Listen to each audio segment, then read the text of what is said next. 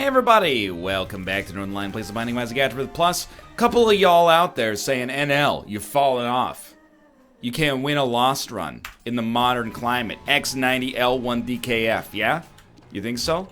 Put this in your pipe and smoke it. I willingly chose the Lost. You know why? It's a privilege to be a knife and be sharpened by iron. The Lost, I'm the knife. The Lost is iron. Wait a minute. It's a privilege, is what I'm trying to say. And I'm ready to go. I got the tools, baby.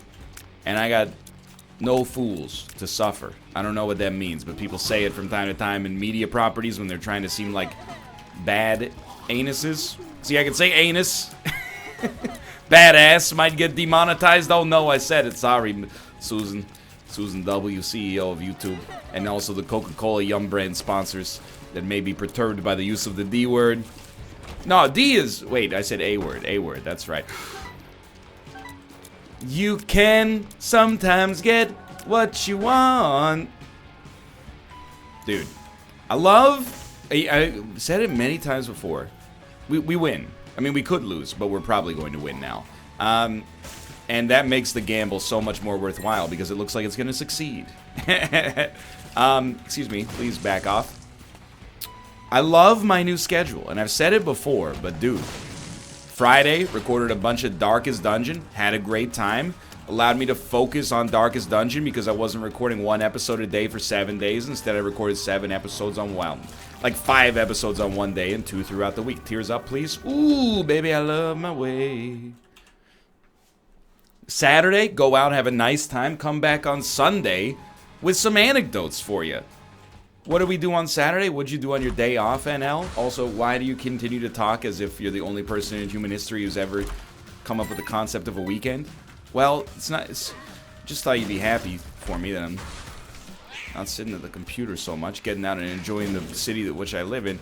On Saturday, which is my day off, I don't know if I mentioned that, Kate and I went out, and we did a lot, actually. You know, we left the house a little bit like mid-afternoon, and there was something going on in an East Vancouver neighborhood. It's the East Vancouver Mural Festival. It's like a lot of, you know, it's not worth it. I don't think it's worth it. A lot of buildings off in like an alley there offer up their walls to be painted by local artists, and they paint all sorts of cool stuff on them. There was like, you know, parking spots that were painted, huge murals on the side of like, you know, tech buildings and, you know, warehouses and stuff like that. It was really cool. Had a nice Lebanese lunch with a falafel plate and a little bit of Turkish coffee for the first time in my entire life. Jetted over to a different part of the city where my good friend Corey lives. He and his girlfriend had recently... It sounds like I'm going to say something bad there. They recently moved to a nice place in a good section of town. So we went there and we hung out for a bit. We got some legitimate Korean food that was delicious. Some legitimate Korean drinks that were also delicious. And then Kate and I did karaoke. Just the two of us. Never done a 2-person karaoke before. It was, I gotta admit, takes a little getting used to because it's really like, you know, there's no downtime. You're either singing or you're in the book looking for your next song. It's like 2 people singing what they wanted to sing, no duets, because, I mean, if I'm being honest, I would just bring any of her duets down for 2 reasons. One, I can't really sing that well. The other one, I don't speak Korean. But it was a good Saturday. I feel refreshed and rejuvenated. You know what I also feel, though, is like a little bit hot. If you'll give me a second after this devil room. With the devil room, shake right, mow, mow, mow. I'm also going to look for the second secret room real quick. And then following that, I'm going to go turn on the air conditioner. Because it's surprisingly hot. That's not helpful at all. If you'll give me a moment. I'm backing it up. Hello, Ruka. Hello, my son. You want to come in? Or you just want to... I can't tell. I never know what's going on in a cat's eyes. If he's like, I want to come in, or if he's like, I'm happy to stay out. I got no idea. It was a good Saturday. I will say, I've never... this is when Twitter is at its best. Because there was Twitter drama on Saturday. But because I wasn't at my computer, I was in, you know, at this point in my life, I'm so not tempted to wade into any Twitter drama ever, and it feels awesome. But there was Twitter drama on Saturday related to Twitch, related to a streamer on Twitch that said, you know, he doesn't want to stream with streamers of the opposite sex for a particular reason. And I saw that, and I chuckled to myself, and I said, oh, Twitter. And then I took a picture of my meal, and I posted it to Twitter, and I said, Twitter, how do I eat this? And they went, oh, that's Turkish coffee. You just pour the pot into the tiny little espresso cup and drink it, but try to make sure you pour as few of the grounds, you know, that's how we say it here, the grounds, no, as few of the coffee grounds as you can into the thing, because you don't want to, you know, consume those necessarily. It's not terrible, but it's, you know, it's not really tasty. And I was like, this is such an old-fashioned social media experience. It feels great. I go to a restaurant and I go, hey, Twitter, I've never seen this serving receptacle before. What is it? And they go, that's Turkish coffee. Here's how you consume it. Somebody said, and I laughed. He said, what you do, it came in like a little pot, and then there was a cup next to it. So, I mean, obviously, you just pour the pot into the cup. But I was like, do I have to mix it or swirl it or something? I've had a lot of coffee in my day, but I've never seen that receptacle. They said what you're supposed to do is drink straight from the pot, gargle it, and then spit it into the tiny cup. And I was like, man, if I was 14 years younger, you might have gotten me. I genuinely think you might have gotten me. Don't... Okay. Excuse me. Why did I use my extra charge? I mean, yes, I hit the spacebar again, but, you know, that's because I wanted to stop using what we already... Okay, now I see your point. Well, I think we're done with this floor as well. I'm honestly not that perturbed by using mascara. We just have, like, a slower charging, but a higher damage Tech X, which I think is totally okay. You know, there are times, the thing is, you gotta learn how to eat just about every meal, right? Like, there was a time when I didn't know how to eat instant noodles or even, like, regular style Japanese ramen. I didn't eat ramen for the first time until I lived in Korea. This is a risk. Okay, not worth it, but we're fine. So I remember I went out for, like, Japanese ramen. The first time I had Japanese ramen, like real ramen, was with Kate, and I was like, how do you eat this? And she's like, oh, you use your chopsticks to pick up the noodles, and then you use the spoon to kind of brace the noodles while you eat it, and you can sip some soup out of that as well. Now I got my own methodology. I don't even need the spoon. They always give you the spoon. I don't use it. I find the spoon more of a nuisance, to be honest with you. I just go chopsticks, and then I bury my face in the bowl, and I go, and I just take it all in. And I will never make that sound for you again, so I hope you recorded it. I got my own methodology, but there was a time when you had to learn. So, like, there's a time you had to learn how to drink espresso. Oh my god, our speed is going to be so bad. I am a fool. Also, we could generate demon hearts and also get closer to synth oil. The juice might not be worth the squeeze. I've only ever had espresso, I don't know, maybe like under 20 times in my life. But I remember the first time I got it, I was like, am I supposed to take this scalding liquid down like a shot? In case you're curious, that's not the... I mean, you can do it like that if you have a throat made out of asbestos. I don't think there's anything wrong with it. Necessarily. We got a shot speed up from that. Wild. Probably be tap shooting, I think. As much as we can, at least. Still takes a second to charge up. You know, it is meant to be consumed quickly, but I'm not Jordan Schlansky. You can consume it at, you know, the pace that you find leisurely. You know, you paid for it. Anyway, what am I talking about? I don't know. Basically, what I'm saying is the next time I eat with somebody and they're eating something they've never eaten before, I'm going to mess with them. And I'm going to be like, oh, yeah. What you do is you take the piece of fish and then you put french fries on it and then you use it like the fish is like a taco with french fries inside of it. I don't know who I'm going to find that's never eaten fish and chips before in their life, but it's going to own, dude. They're going to look so stupid. And they're going to be like, why'd you do that? I thought we were friends and I trusted you to teach me the cultural norms of your locality. And I'm going to be like, trust no one. Lesson learned. It's going to be great. Anyway. Dude, my bravado is paid off. I feel less bad about my incredibly good luck in getting Tech X literally for free, not even in an item room, because we got some bad items from that point onwards, or at least some items that I swear to you, I swear I meant to go to the left and then come back down and go to the item room, but okay, I mean, life goes on.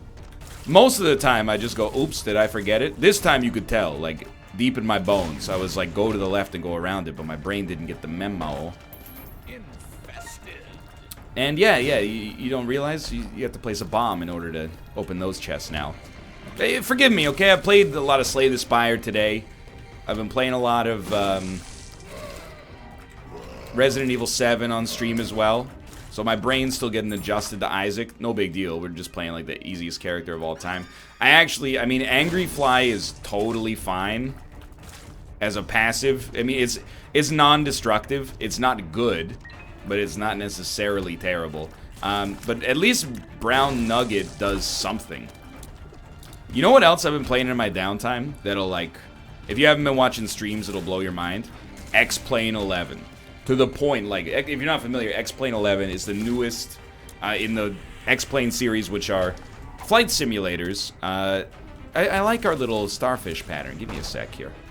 They're flight simulators, and I don't think that by default they're like, you know, professional grade, but they're very, very simulation heavy. And then if you get mods and like you play unrealistic settings with like equipment failures and stuff, they actually allow you to play X-Plane and log hours in that to be like, to complete real pilot training, which is insane. Well, do we get any statistical bonus for a Thame? We do not. I never thought, you know, I watched the Addams Family when I was growing up, and Gomez Addams has like the model train set, and it's kind of like a stereotypical sort of like older guy thing to do, is have like a model train set or be really into Train Simulator or just the concept of locomotives to begin with. Same with flight sims.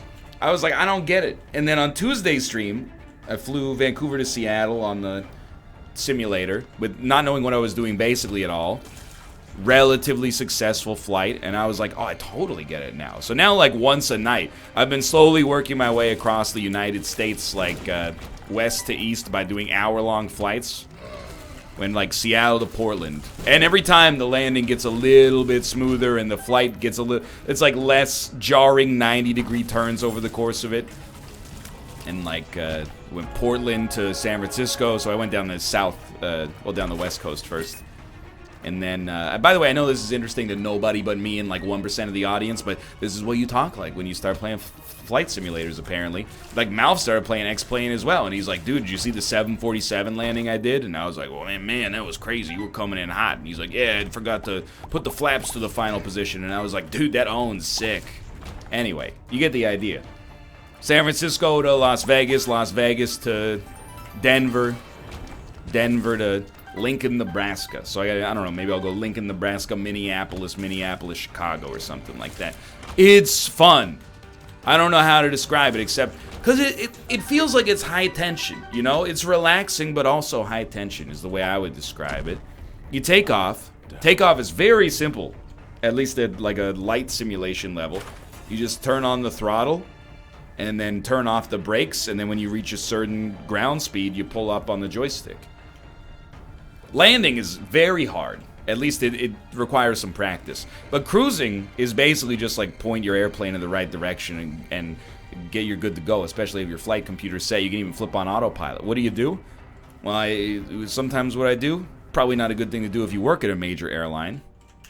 Take off, program the flight computer, get the cruising altitude, flip on autopilot, go make and eat dinner, go to the grocery store, you know, come back, check out the map. Oh, we're beginning our descent. All right, and then you take over manual controls, land it, and you're like this. It scratches the like exact same itch as like an American truck sim, only minus the like tycoon elements, which I think they're kind of missing out there. But maybe that's not what people want out of it, because you know that's not a simulation to be a pilot who owns his own airline. Anyway, you get the idea. Speed up. Nope. Oh, I'm excited is really bad. And that's our last key. Not a good use of my resources. So when I say a lot, I mean I've definitely played less than like 10 hours of X-Plane this week, but I played enough that I'm willing to admit I bought what's known as a HOTUS system, which it sounds a little bit more hardcore than it is, and it can get very hardcore. It just stands for hands-on throttle and stick. In contrast to like hands-on keyboard and mouse, or hands-on mouse and key, what's the same thing but in reverse. You get the idea. You know, you don't need to touch a keyboard or a controller in order to... Both tempting here. You don't need to touch a keyboard or a controller in order to be able to play. So I got like a $50, which is very much like entry level, from a company called Thrustmaster, which is hilarious. But I think that they're into it. They're like, yeah, our name's Thrustmaster. We're aware. It's sweet. So I just don't want to get hit twice here, obviously, but I'm eager. I'm not really worried about the money, but I want to go check out these other rooms we were unable to access earlier because we didn't have keys. Why do it, I guess, is where my brain's at there. So yeah, I mean, I'm eager to try that out. I don't know if it'll be on stream ever again. Maybe. I think it's kind of like, it's a weird game to play during a stream. Because, like, you take off, and that's like a 4 out of 10 excitement level at best. And then you cruise. Cruising is literally a 0. And I'm being sincere. It's mind-numbing if you're just watching the screen. So, like, when I was watching Mouth's stream, I thought, that's a guy, this boy has a good head on his shoulders.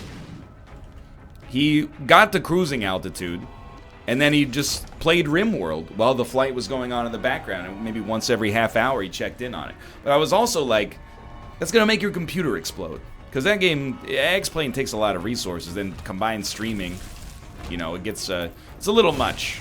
And he did have a crash, which I think was due to, maybe like an out-of-memory exception or something. Anyway, I'm a nerd. I'm growing nerdier and loving it, like, by the year.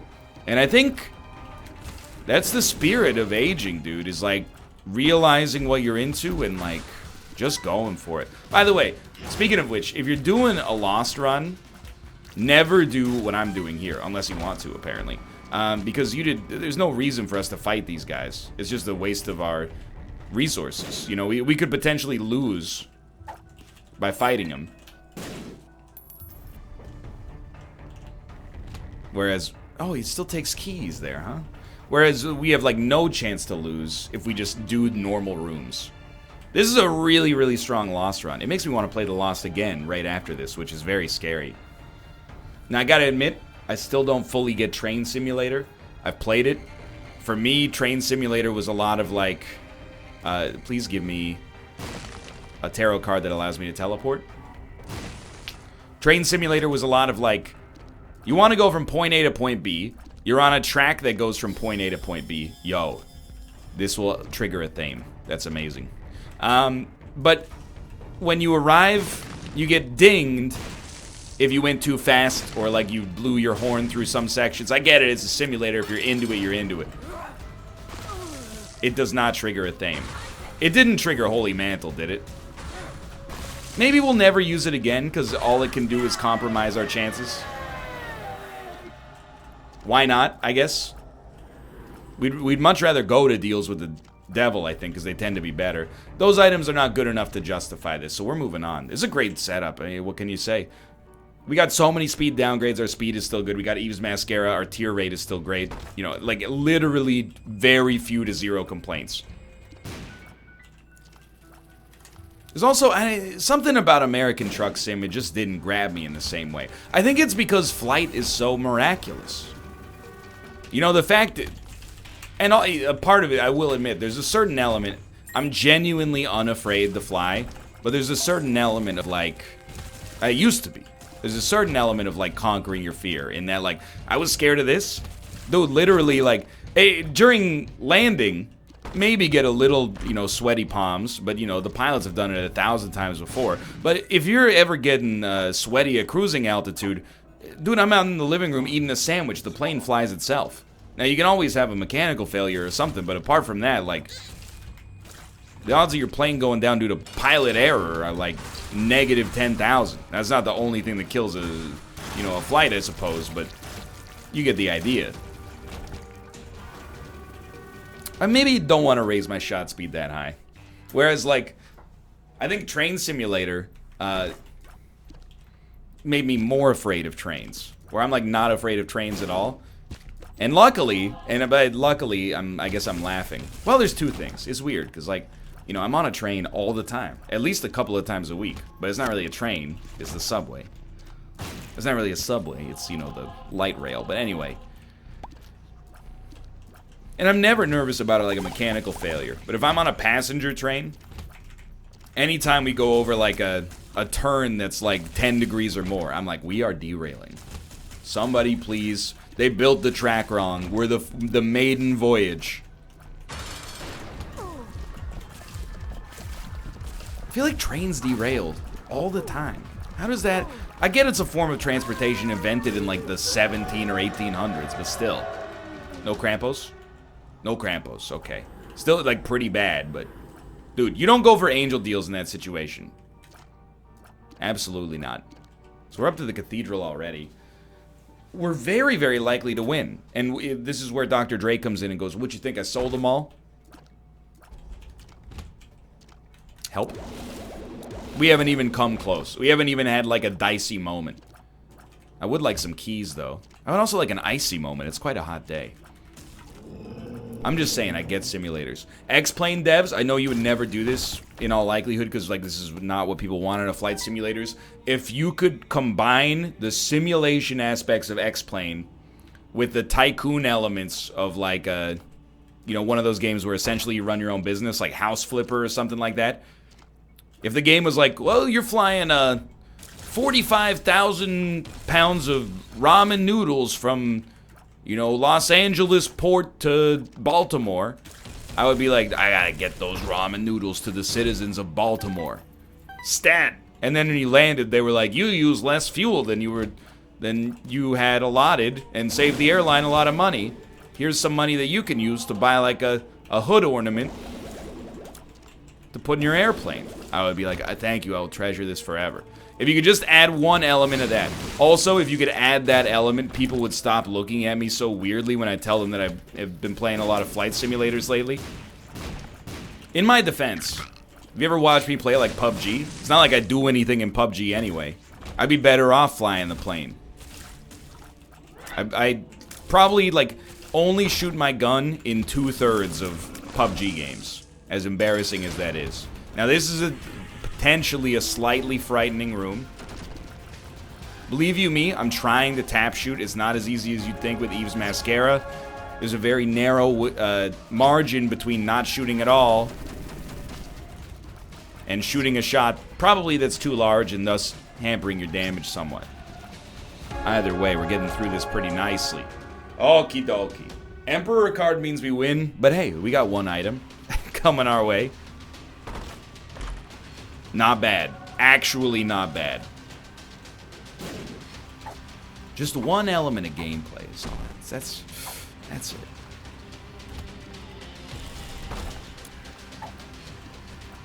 I wish I had never taken Guppy's tail. It just goes to show you, you know, like, just because an item is free, oh my god, that's good. Just because an item is free doesn't mean it's worth taking. Even if it normally costs you something, like your life. Midas Touch, not likely to be relevant, but, you know, technically it's a mild synergy because we start with Holy Mantle anyway. Dude, Shielded Tears, so we still got hit once there, but Shielded Tears saved us from freaking out on that room. It destroyed the shots that are tough to dodge when enemies are doing like 10 of them simultaneously. This is amazing. It's a shot speed up? It is. I don't know if that matters at all. Actually, now that I look at it, like, Shielded Tears is doing nothing, so maybe the power was within me all along. That's a nice moral of the story when it happens. Another nice moral of the story would be if I could get a key so I could open a few more chests. I mean, the game has been relatively kind. There's no denying that, but could always be kinder. And rewinder. Oh, easy money. Okay. I'm a happy man. I wanted to see... Oh, you know what it is? The node, the nucleus at the center of the shot still breaks tears. That was huge. Well, there's an easy Lost win for you. I hope you enjoyed it. Probably be back with another Lost run next just to mix it up. For now, thanks for watching. I hope you enjoyed it. If you did, click the like button. Helps out a great deal. Of course, subscribe if you want to see more in the future. For now, thanks for watching, and I will see you next time.